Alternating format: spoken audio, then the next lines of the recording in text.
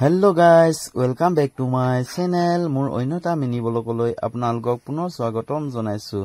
আজি মই পূজা চাবলৈ বুলি আহিলো। আজি যেহেতু গণেশ পূজা আৰু গণেশ পূজা মই ভাবি আছিলো মিনি ব্লগ লৈ আপোনালোকৰ মাজলৈ আহিম আৰু ফাইনালি মই নাহকতিয়া আহি গলো। তো পূজা মণ্ডপটো চকচোন কি ধুনিয়া লাগিছে আৰু আপোনালোকক মই অলপ ভিতৰকন দেখাই দিছো। চক পূজা এয়া আমাৰ গণেশ বাবা মূৰ্তি আৰু চাৰিফালে ফুল বৰ ধুনিয়াকৈ সজাই পৰাই ৰাখিছে আৰু মোৰ লগতে মোৰ এয়া আমাৰ নিতুল দাদা আছে আৰু মোৰ মানুহজনী আহিছে। মানুহজনী সেইফালে আছে, ফটো চটো মাৰিছে চাগে।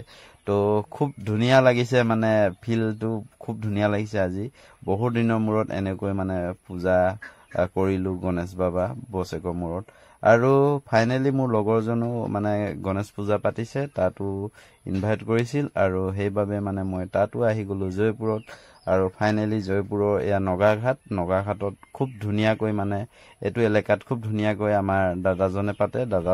তো গাইজ ফাইনালি আপোনালোকে যদি জয়পুৰত আহে নিশ্চয় আপোনালোকে চাই যাব পাৰিব নগাঘাটত যিটো নেকি আপোনাৰ গণেশ পূজা পাতে।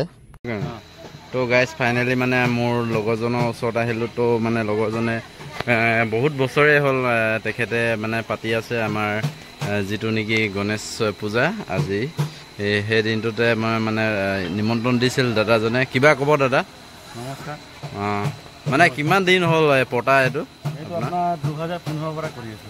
2015 পৰা ন? মানে বহুত ভাল লাগে মোক। ভাল লাগে বুলি পূজাটো প্ৰত্যেক বছৰ কৰা মানুহৰো সহযোগ পাওঁ। প্ৰাঞ্জল আহিলে আজি মোকো ভাল লাগিলে আৰু ইমানে কওঁ আৰু। ঠিক আছে।